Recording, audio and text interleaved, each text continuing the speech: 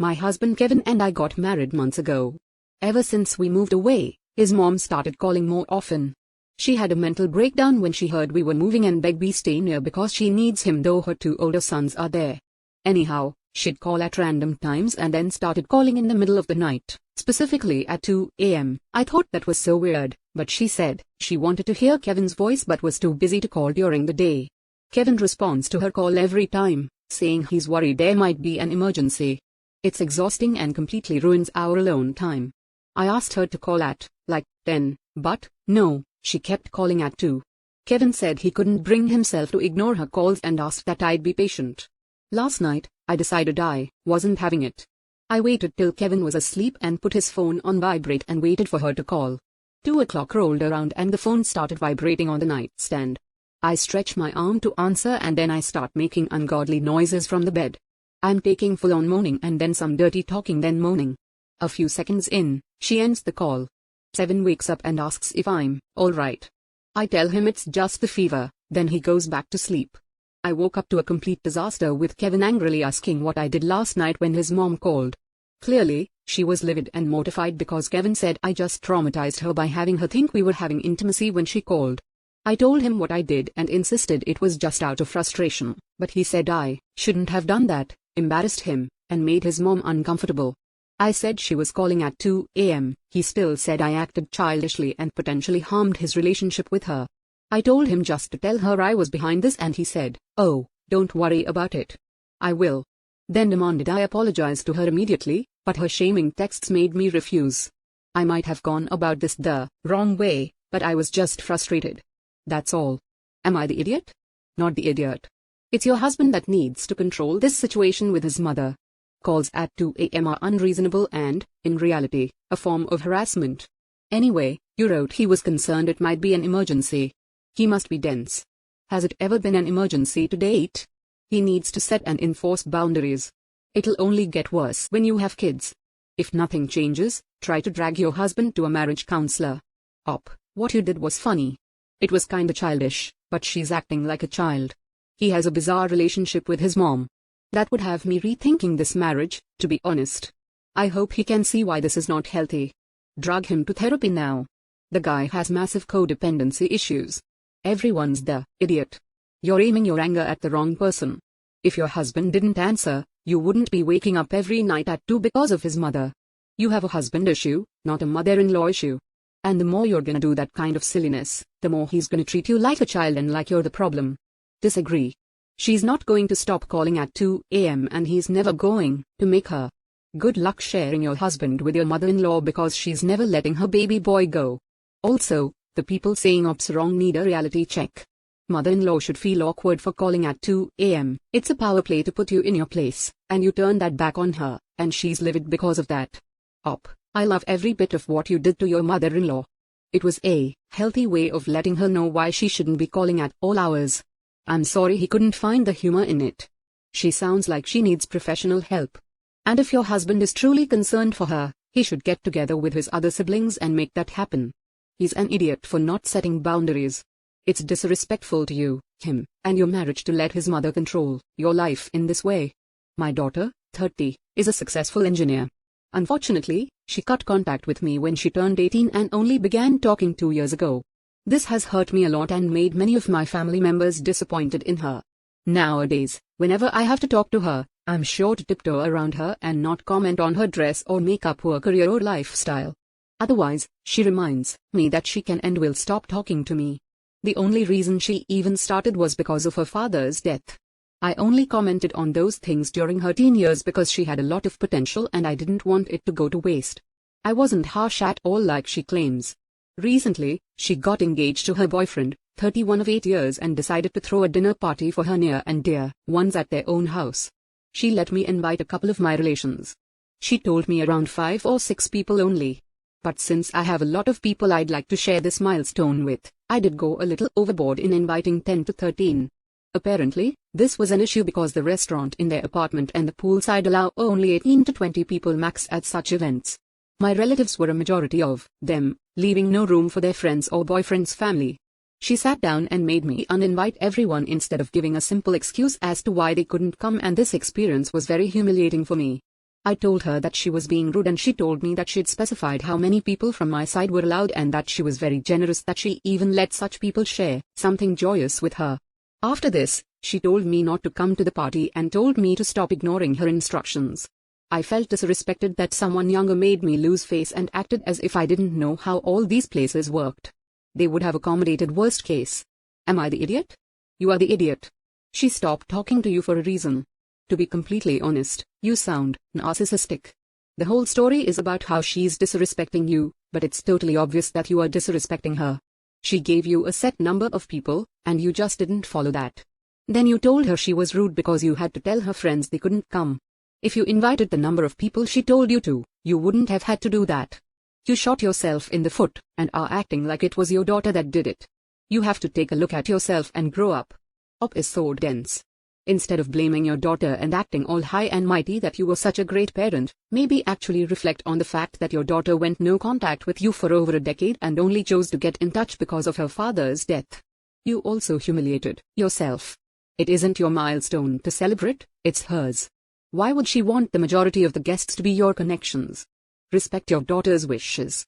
Otherwise, she might not even invite you to the actual wedding. Are you new to planet Earth? It's a basic courtesy not to invite a bunch of extra people without telling the host and despite their instructions. It's especially funny because you complain that your daughter acted like I don't know how these places work, but that's exactly what you did. You doubled the number of people she said you could bring along and then somehow acted shocked when there wasn't enough room. Oh, boy. Yep. You are the idiot. There are two sides to every story, sure, but she gave you simple instructions, and you ignored them just because you wanted to. It's a big red flag when a parent says their kid cut contact and they have no idea why. I guarantee the kid has made it abundantly clear why, and Op is just refusing to accept it because it would be acknowledging that they were wrong. But as we can see from this post, Op is unwilling to do that. So I, 26 male, own my house with an in-ground pool. Since I live in a warm weather state, my friends love to come over. So my house has turned into a hangout spot among my friends in the past few months. My best friend, Tyler, is dating Gwen. Gwen has a friend named Julie. We've all known each other since freshman year of college. I've always had a crush on Julie and we've always been part of the same group. One night, a few weeks ago, I decided to just go for it and texted her to ask her out. She told me that she liked me as a friend. I told her that I understood and thought that would be the end of it. Well, the next pool day came. I typically send out a giant group text to invite everyone. I decided not to invite Julie this time, but she showed up not even with Tyler or Jen. She came with some of the other friends in our group, and it was just awkward. She tried talking to me the whole time. I'd say something quickly and try to leave. She partnered with me for every drinking game. We had never spoken that much even before I asked her out. After she left that night, I told Tyler and Gwen what had happened. Gwen told me she already knew. I told them that I didn't want her around anymore. Jen said she would talk to Julie about it. Well, this past Saturday, I had another pool day, similar things, sent out the text, left Julie off of it. I invited a girl that I've been talking to. Well, Julie shows up again, but this time she spent the whole day talking to the new girl I brought. They became besties. Julie even told the girl that I'd asked her out before. It was just incredibly awkward for me. So this Sunday, I texted Julie individually and told her that I didn't want her around anymore and that she shouldn't come to the next get-together as I felt uncomfortable. She didn't respond, but now people in the friend group are calling me an idiot saying that I host most weekends, so it's pretty harsh to put her out. Am I the idiot? You are the idiot. I hate when guys shoot their shot and get upset when a girl politely rejects them. It makes it sound like if she doesn't want to be your girlfriend, then she doesn't get to be part of the group, which is just gross. Julie doesn't want to date you but she's making an effort to continue to be your friend. It's not her fault you never saw her as a friend. You let her on in that respect. How was she to know all you wanted was a date? You're now excluding her solely because you can't handle rejection. Not cool. You're punishing her because she doesn't reciprocate your feelings even though she's doing her best to maintain the friendship you previously had. Say that aloud to yourself until you realize that you are the idiot. I disagree. After telling him she only wanted to be friends, she shows up at his house uninvited. She'd be going for years but still hangs around him all day unlike the many other times she's been there. Then the next time she shows up uninvited, she immediately latches onto the girl Op was with and immediately tells her that Op asked her out recently. I'm a woman and only two explanations make sense for this woman's behavior. 1. After telling Op she was only interested in remaining friends, she reconsidered. Now she wants to try dating Op but is too scared or awkward to talk to Op about it. 2. This girl is playing games. Now that she knows Op likes her, she is latching on to him to remind him of what he can't have and even going so far as to try and ward off any other girl from dating Op so she won't lose her hold over him. I think Op is not the idiot for disinviting this girl. She is just evil. Agree. If someone asked me out and I politely said no and I showed up at their house, I wouldn't spend the entire time trying to talk to them and make them uncomfortable. On top of that, she also became more of the idiot when she told the new girl that he asked her out. For what reason? So uncalled for. I, female 23, recently had twins about 7 weeks ago. Their dad and I were engaged planning on getting married and did plan their pregnancy. He was one who had pushed the idea and convinced me. So when he decided to up and leave when I was about 14 weeks pregnant, it sucked. During my pregnancy, we had minimal contact, mainly around custody and a few requests for updates on the pregnancy. Surprisingly, he did fight for custody to 0%. He'll have visitation and parental rights, but that's it. The last time we talked before the babies were born was 3 days before my C-section. This was planned and he was aware of the date, location, etc. The babies were in the NICU for 2 weeks and during this time, he didn't text or visit.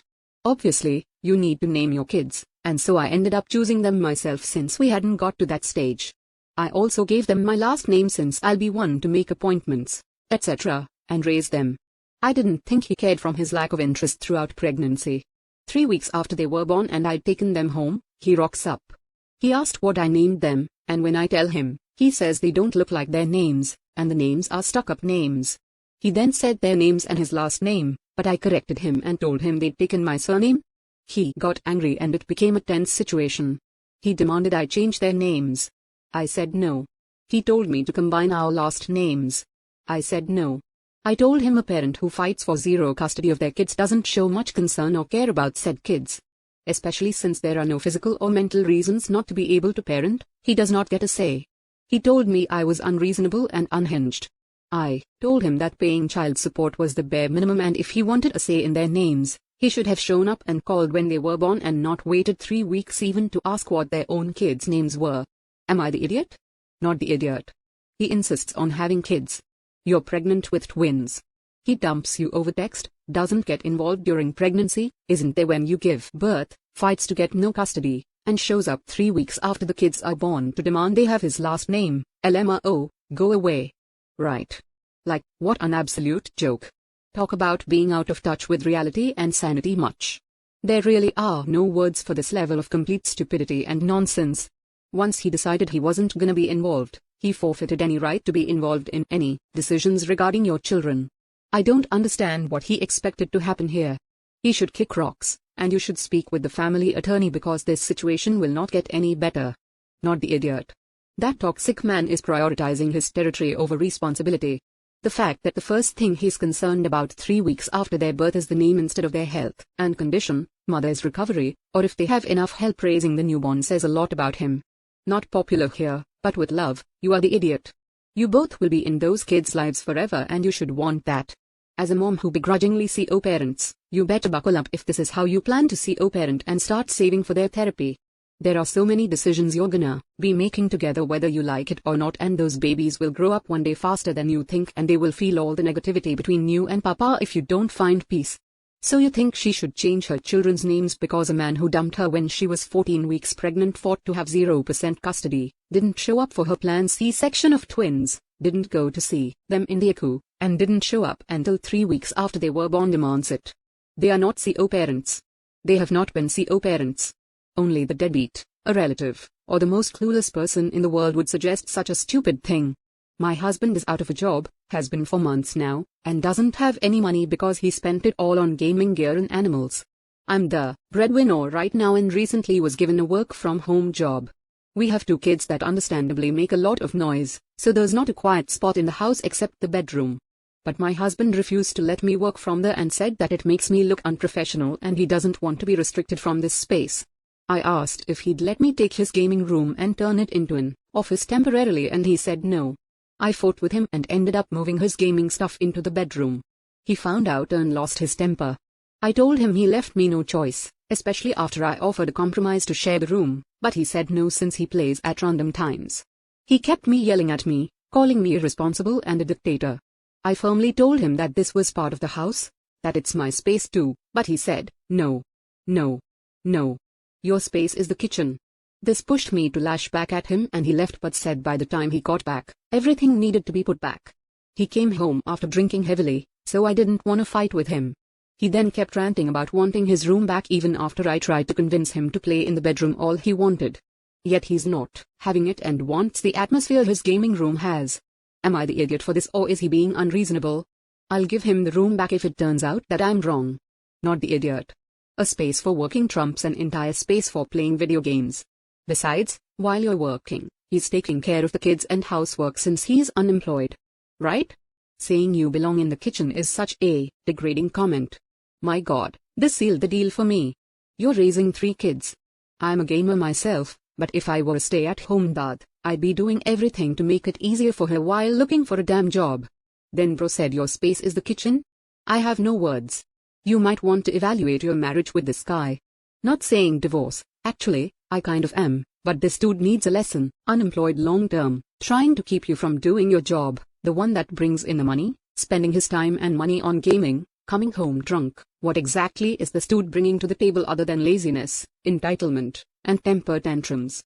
Give him a month and make it a deadline for him to make a real effort of finding a job and couples therapy or a divorce. Good luck.